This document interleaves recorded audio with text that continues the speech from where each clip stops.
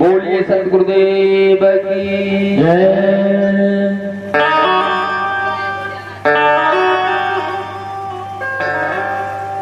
वह दोनों परमात्मा को मधुर करते हैं, परमात्मा से विनती करते हैं कि हे प्रभु,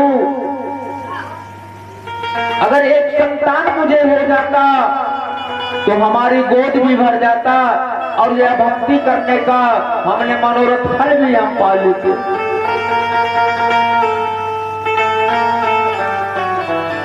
एक दिन की समय हुआ कि नीरू और नीमा दोनों जो है वह सूर्य उदय से पहले वह काशी की नहरताला तालाब में पहुंच गया स्नान करने के लिए। नीरू ने स्नान करके निकल गया। नीमा जब स्नान करने के लिए गया तो स्नान कर रहा है और कबीर साहब जो वह बालक रूप में जब वहां काशी की नहरताला तालाब में जब आने लगा तो बिना सूरज का प्रकाश हो गया। बिना सूरज का जो है संसार में ऐसा लगा कि प्रकाश उदय हो रहा है। रामानंद स्वामी के एक शिष्य जो था ऋषि, वह काशी की नहरताला तालाब पर वह स्नान कर करके पूजा कर रहा था। जब उनको नजर पड़ गया वह चमत्कार के ऊपर, वह प्रकाश के ऊपर, वह दीप के ऊपर, लेकिन कबीर साहब वह दिखाई किसी को नहीं दिया, केवल प्रकाश को नजर आता था।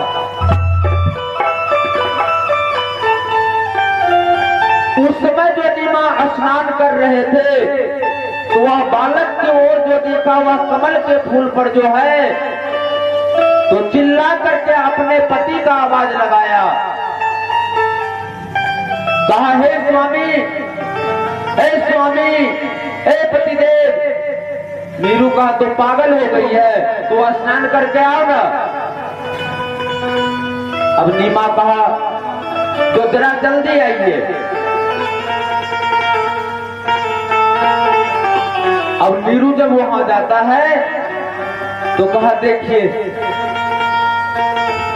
यह कमल के फूल पर जो है वह कमल को फूल हिलता है, न हवा है न और कुछ है। वो कमल के फूल इतना क्यों हिलता, लगता है कुछ उस पर कोई जानवर है या कोई चीज है।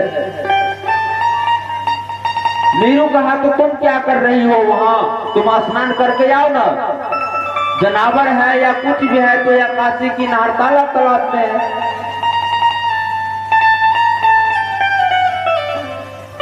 अब नीरू के कहने से वह नीमा जो है जब वहां से निकलने लगा तब उनको पैर नजर आया।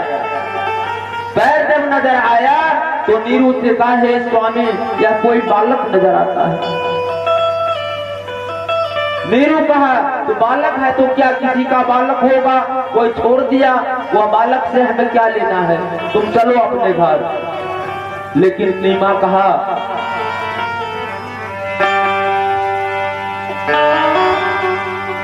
हे स्वामी, हमने 3 जन्म तक पुत्र के लिए भटकते रहा, हमने 3 जन्म तक भक्ति किया भगवान का, 3 जन्म तक परमात्मा का भक्ति किया, लेकिन अभी तक जो है परमात्मा ने मुझे पुत्र नहीं दिया। हो सकता है आज कहीं इसी रूप में जो मुझे पुत्र अगर दे दे तो आप ऐसा कीजिए कि आप वह कमल के फूल के पास जाइए और वह बालक को उठा करके ले आए।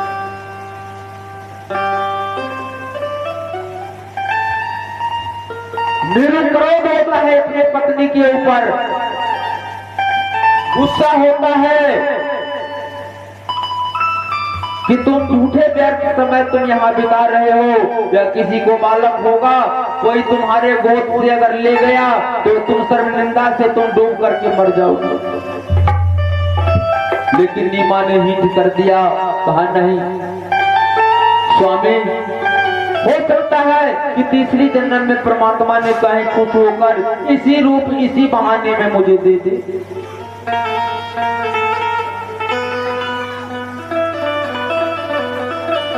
नीरू वह बालक को ले आया और नीमा को गोद में दे दिया। नीमा ने वह बालक को गले से गले लगा लिया। नीमा ने अपने शरीर में उनको लिपट लिया। कहा, हे परमात्मा, तीसरी जन्म में आज आपने मेरी गोद को भर दी है। बाबूजी, आजकल के औरत सबके, हमारे माता बहन के एक जन्म में और एक समय में पुत्र नहीं हो तो तुरंत आक्रोश में आ जाए, लेकिन नीमा तीसरी जन्म में जाकर करके वो भगवान गोद भर लेती है।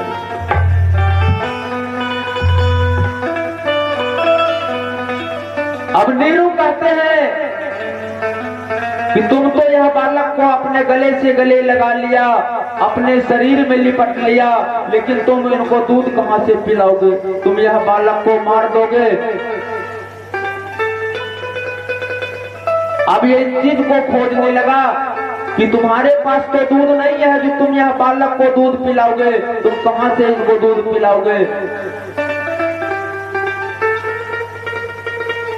नीरू कहा, छोड़ दो इनको।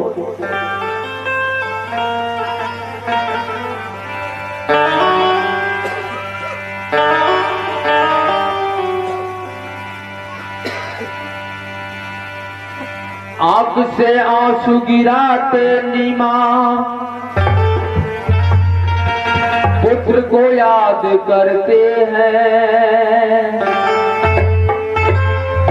तीसरी जन्म में बालक पाया, आप क्या बोलते हैं? नीमा कहा, जिसने इनको जन्म दिया वही इनको प्रतिपाल करेगा।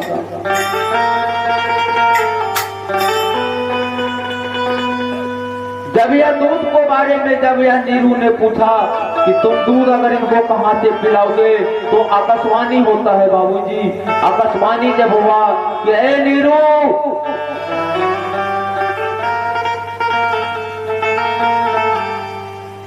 अगर तुम दूध पिलाना चाहते हो तो कुंवारी गाय का दूध हमें पिलाओ।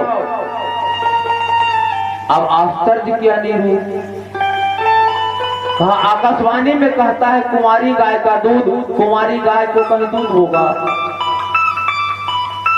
कहा, तुम जाओ ना, फलाने के यहाँ एक कुंवारी गाय है, उनको तुम ले आओ और तुम बैठ जाओगे दुहने के लिए, उनसे दूध निकल जाएगा।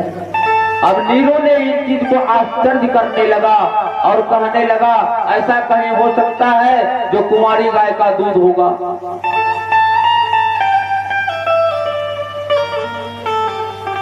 अब नीरू सोचा कि अब मैं यह बालक को क्या करूं, मार दूंगा।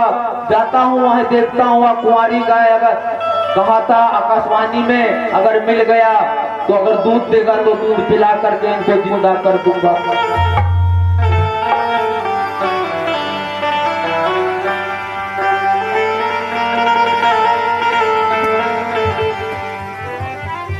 नीरू पहुंच गया कुंवारी गाय के लिए, बैठ कर दूध में दूहलिया। बालक रूप कबीर साहब, बालक रूप कबीर साहब अपना लीला दिखा दिया। बालक रूप कबीर साहब अपना लीला दिखा।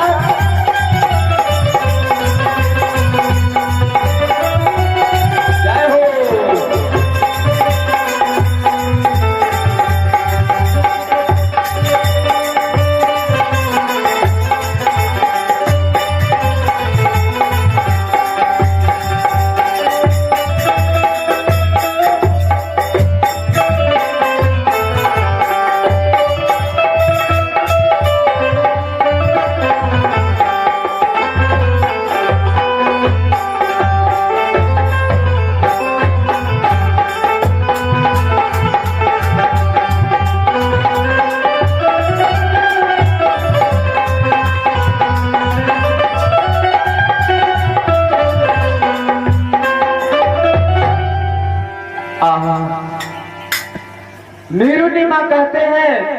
कि अब तो अपने आप आकाशवाणी से भी बता दिया इनका जीने का उपाय, तो अब इसमें क्या रहा, अब क्या बचा।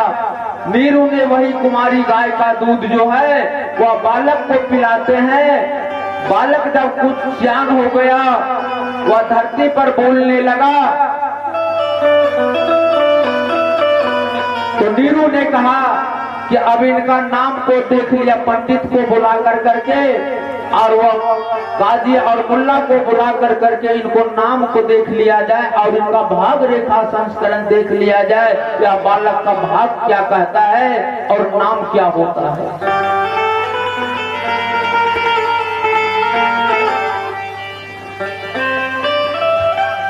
पंडित आए, काजी आए,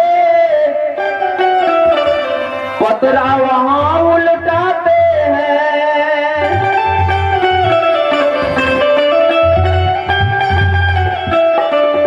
नाम देख कर पतरा से नीरू को समझाते हैं। पंडित कहा कि नीरू, यह बालक तो कोई होनहार बालक है, यह बालक तो कोई बालक ऐसा नहीं है, यह बालक तो कोई संस्कारहित बालक है। नीरू कहा तो पंडित जी तो इसका नाम क्या होता है। पंडित जी कहा नीरू, इनका नाम जो है यह भाग रेखा के अनुकूल इसका नाम कबीर होता है,